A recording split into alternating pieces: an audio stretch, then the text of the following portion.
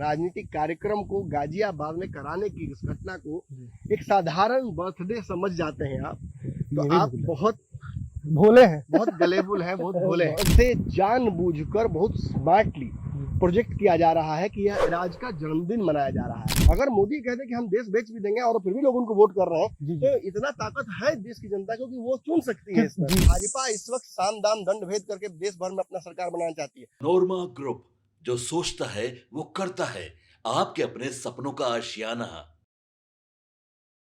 नमस्कार, मैं रितेश, आप देख रहे हैं भारत लाइव और ये सेगमेंट है जांच पड़ताल का। और क्या 1 वर्ष का बच्चा राजनीति कर सकता है? देखिए, ये बिहार है, यहां कुछ भी हो सकता है। और हम किस संदर्भ में बात कर रहे हैं उस पर भी आएंगे, लेकिन पहले डॉक्टर साहब से हम जानना चाहेंगे कि लालू यादव के पोते जी का जन्मदिन है, आप जानते हैं, इराज लालू यादव तो अब पूरा का पूरा जो परिवार है वो गाजियाबाद रवाना हो गया है धूमधाम से बर्थडे सेलिब्रेट करने के लिए। लेकिन कहीं ना कहीं इसको राजनीतिक तुल दिया जा रहा है, राजनीतिक मोड़ दिया जा रहा है, और कहीं ना कहीं ये है भी। तो हम डॉक्टर साहब से पूछना चाहेंगे कि क्या इसको कैसे लिया जाए, क्या निष्कर्ष निकलता है? आप देखिए, अगर एक साधारण सा पहला वर्ष पूरा हुआ है बच्चे का, बिहार का बच्चा है, तेजस्वी यादव हम सबके छोटे भाई हैं, उनका बच्चा है, लालू यादव का पौत्र है, तो हम सबकी बधाइयां तो हैं उनके साथ। और विपक्ष के नेता है, विपक्ष बिहार और देश भर के लोकतंत्र में कितना महत्वपूर्ण होता है, ये आपको तब एहसास होगा जब विपक्ष अपने फुल तेवर और फुल पावर में आएगा, जो अनफॉर्चुनेट अभी तक दिखा नहीं है। लेकिन कालांतर में हमने देखा है, जब अटल बिहारी वाजपेयी विपक्ष में बैठे हुए थे, या कांग्रेस की पहले की सरकारें जब विपक्ष में बैठी थी, तो कितना प्रचंडता से वो बैठते थे और कैसे सामने वाले को सत्ता के अंकुश को, जो वो पकड़ कर रखा है, उसका अंकुश अपने हाथ में रखते थे। मतलब राजा प्रजा पर अंकुश रखता है और विपक्ष राजा पर अंकुश रखता है। तो वो हमने देखा है दौर, और पढ़ा भी है उसके बारे में। तो निश्चित ही विपक्ष का रोल बड़ा महत्वपूर्ण होता है। और इराज 1 साल के हुए हैं, बड़े क्यूट है, तो हमारी तो सब बधाई तो है।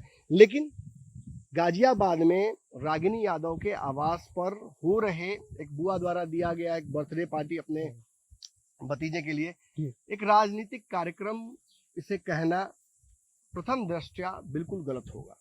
लेकिन एक साधारण जन्म दिवस को लालू यादव परिवार के किसी बच्चे के राजनीतिक कार्यक्रम को गाजियाबाद में कराने की इस घटना को एक साधारण बर्थडे समझ जाते हैं आप, तो आप बहुत भोले हैं, बहुत गलेबुल हैं, बहुत भोले हैं। यह एक पूर्णतः पारिवारिक चाशनी में डुबाकर राजनीतिक कार्यक्रम करने की चेष्टा है।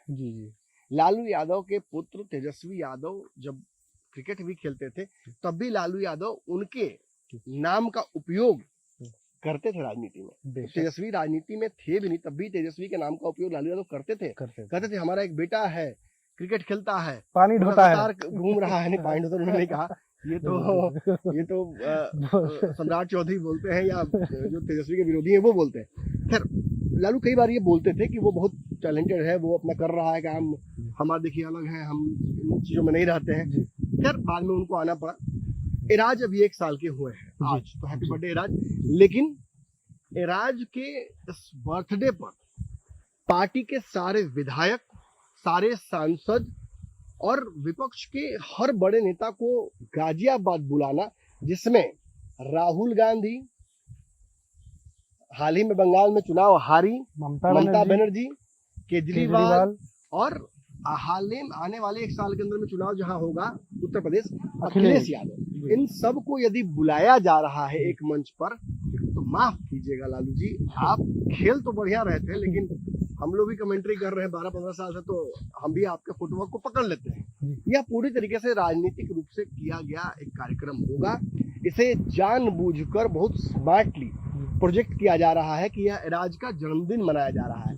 शक्ति यादव जो कि पार्टी के प्रवक्ता हैं, उनका वीडियो भी मैंने देखा, जिसमें शक्ति यादव ने साफ साफ ये बात कही कि यह बुआ द्वारा किया गया कार्यक्रम है, ऐसे कार्यक्रम होते रहते हैं, इन कार्यक्रमों को लेकर बहुत राजनीतिक रंग देने की आवश्यकता नहीं है। लेकिन माफ कीजिएगा, आपकी उन बातों से हम इत्तेफाक इसलिए रखते हैं क्योंकि हम लगातार बिहार में राजनीति की खाक छान रहे हैं और हमें समझ में आ जाता है कि क्या कर रहे हैं। देखिए, इस कार्यक्रम के माध्यम से लालू यादव 4 बड़े कार्यक्रम काम कर रहे हैं, 4 बड़े मैसेजेस दे रहे हैं।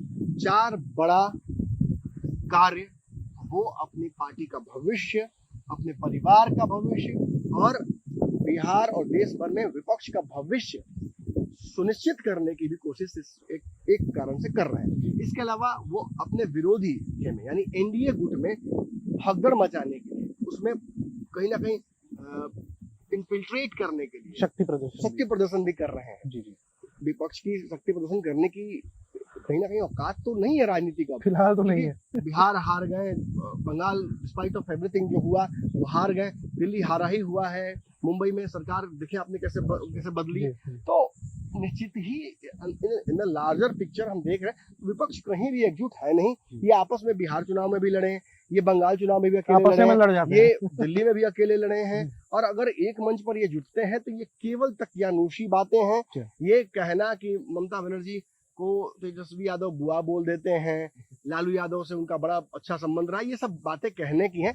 ये अपने अपने जगह पर रहकर एक दूसरे से ईगो रखते हैं, जिसकी वजह से ये सब समाप्त हो रहे हैं। आपसी फूट के वजह से सब समाप्त हो रहे हैं। और जब गिर जाते हैं सब के सब तो फिर एक जगह इकट्ठा हो जाते हैं दिखाने के लिए कि हम मोदी के सामने खड़े हैं। मोदी दरअसल इस देश में इस वक्त सबसे बड़े नेताओं और सबसे पॉपुलर राजनीतिक चेहरों में से बन गए हैं। इसमें कोई दो राय नहीं, उनका कोई रिप्लेसमेंट नजर नहीं आ रहा दूर दूर तक, फिलहाल बिल्कुल नहीं। चाहे महंगाई बढ़ती जाए, चाहे परिस्थितियां विकट से विकट होती जाए, कोरोना जैसे प्रलय में भी हमने देखा, वैश्विक महामारी में भी हम देख रहे हैं, निश्चित ही मोदी ने ही has touch some nerves of the people of this country.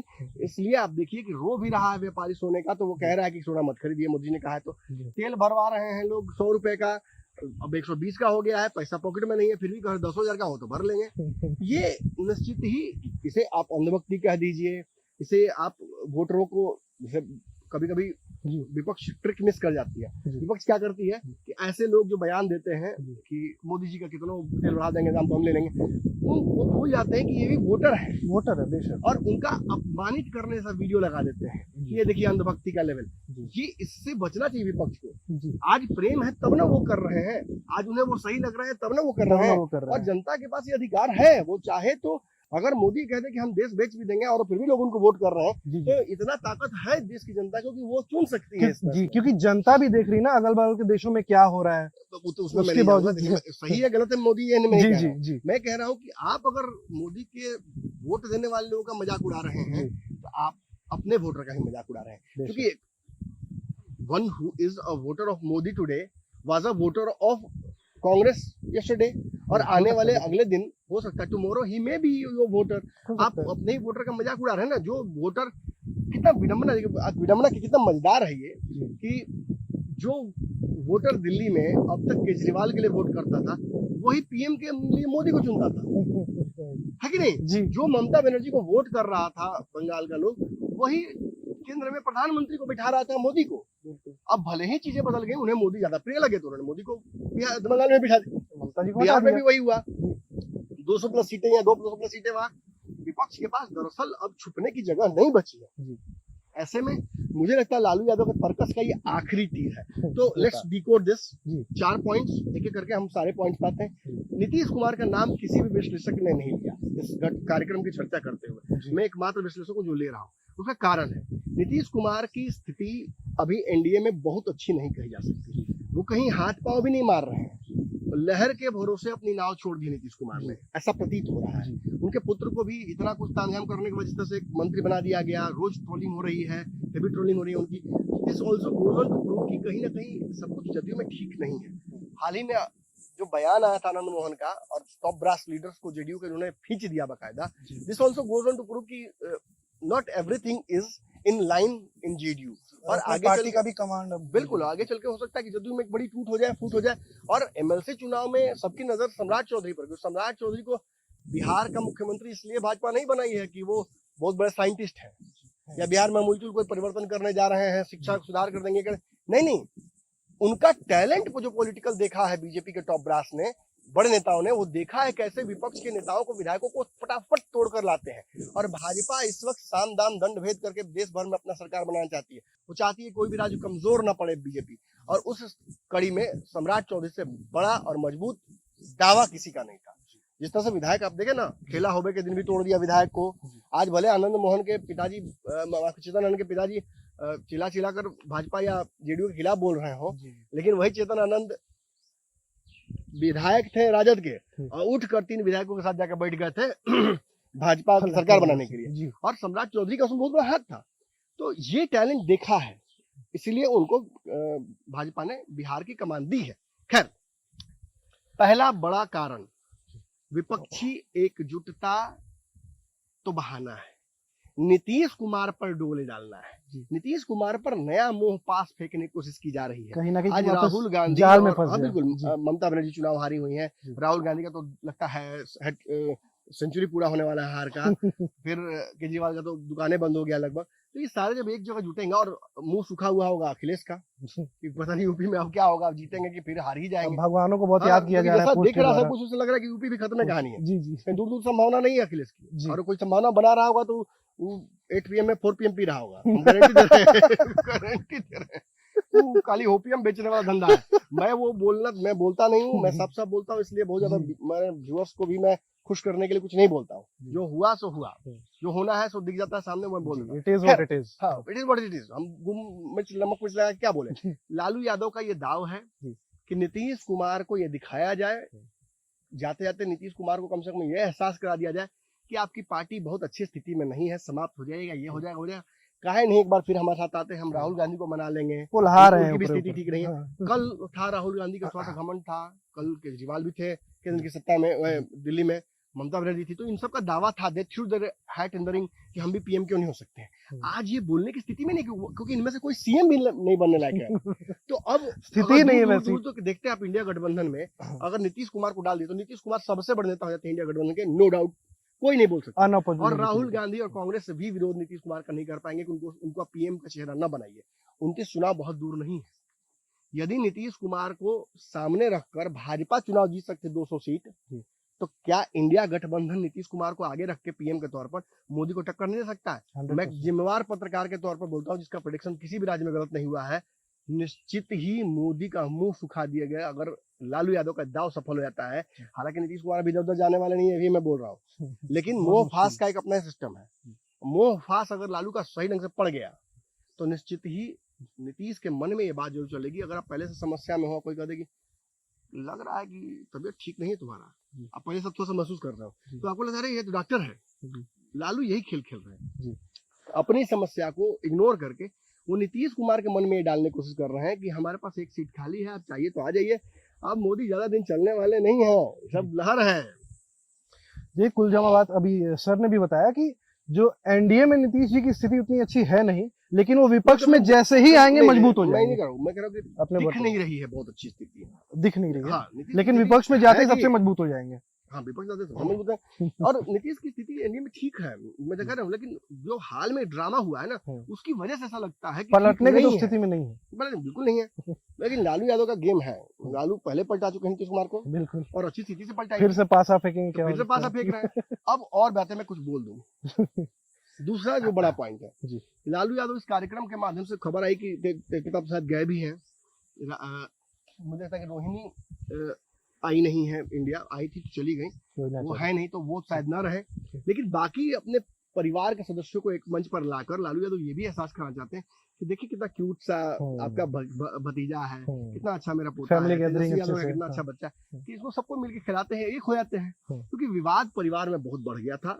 जितना खुलकर तेज प्रताप ने कह दिया कि दोबारा मरना पसंद करेंगे लेकिन वापस राजद में नहीं जाएंगे, ये सब बातें आगे चल के लालू यादव के जाने के बाद निश्चित ही राजद को समाप्त कर देंगे, और राजद दूसरी तरफ बढ़ रहा है। तो इस कार्यक्रम के माध्यम से अगर अपने परिवार को एकजुट कर लेते हैं लालू, तो ये भी एक बहुत बड़ी प्राणवायु फूकेगा राजद में। निश्चित ही अगर विवाद छोड़कर सभी भाई और बहन एक हो जाते हैं, हालांकि मुझे लगता नहीं है कि रोहिणी जितना अपमानित हुई है वो एक होंगी, लेकिन लालू सुन रहे हैं कि जाएंगे वहां रोहिणी को मनाने के लिए भी। तो लेट्स सी कि क्या होता है। तो दूसरा बड़ा कारण ये। तीसरा, विपक्ष के नेताओं को बुलाकर भी वो एहसास कराना चाहते हैं कि देखिए कम से कम हम तो बिहार में एग्जिस्ट करते हैं, आप तो अपने अपने राज्यों में समाप्त हो गए हैं। थोड़ा आसपास देखिए, परिस्थितियों को समझिए, और आगे की राजनीति देश की समझने के लिए एकजुट होइए, और एकजुट होकर एक नेता के अंडर में एक कॉमन जो मैनिफेस्टो कॉमन गोल करके कोई अगर बनाया जाए संस्था, राजनीतिक संस्था, जिससे मोदी और बीजेपी को टक्कर दिया जा सके देश भर में, तो वैसा काम किया जाए। और मुझे लगता है कि यूपी चुनाव से पहले किया जा रहा है ये कार्यक्रम, निश्चित ही आने वाले समय में के लिए एक बीज लालू यादव द्वारा बोया जा रहा है। तो एक बड़ा कारण तो ये भी है। तो एक नीतीश कुमार को कहीं ना कहीं मुंह फास फेंकना, दूसरा ये एहसास करना कि उठ से हाँ, सब कुछ अच्छा है, सब परिवार एकजुट हो जाए इनका। मेन तो देखिए वही है कि परिवार एकजुट हो जाए तो सब ठीक। घर में समस्या होता है तो आदमी बाहर भी जाके कुछ काम नहीं कर पाता है।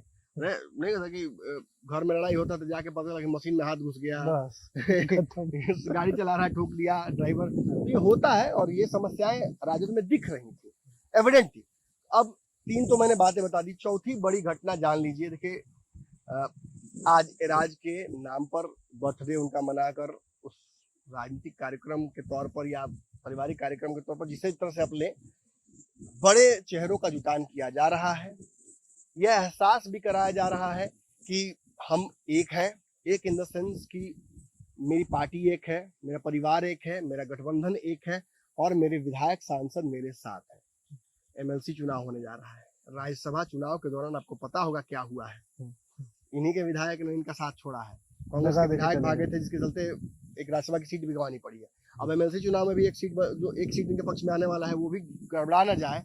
और नीतीश कुमार के जेडीयू के बिना बिहार में सरकार बनाने से भाजपा थोड़ा सा दूर है, बस थोड़ा सा बस दूर है। और राजद के विधायकों को अगर तोड़ लिया जाए तो नीतीश कुमार के बिना भी बिहार में सरकार बन जाएगी। नीतीश भी खत्म और लालू यादव की भी पार्टी खत्म और जीरो हो जाएगी राजद। और ये भनक लग गया है। सम्राट चौधरी का मैंने बोला टैलेंट भी यही है, विपक्ष के नेताओं को तोड़ देना, विधायकों को तोड़ देना। अब यदि इस खेल में सम्राट चौधरी सफल हो गए तो सम्राट की कुर्सी को आने वाले कई सालों तक, बीजेपी की सत्ता को बिहार में कई सालों तक कोई छू नहीं पाएगा।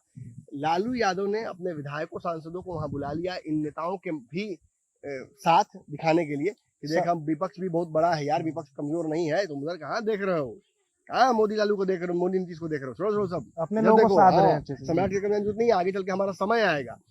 ये करके अपने विधायकों को और सांसदों को भी एक जगह लाकर, नहीं होता कि क्या बोलते हैं उसको, नजर बंद करने की कोशिश की जा रही है, हाउस अरेस्ट करने की कोशिश की जा रही है। ये दिखाने की कोशिश की जा रही है कि हमारे विधायक सांसद हमारे साथ हैं। उन विधायकों सांसदों को भी दिखाने की कोशिश की जा रही है कि हम अभी बहुत बड़ा प्रयास करने जा रहे हैं, मोदी को हड़काने वाले हैं, ये कोशिश की जा रही है।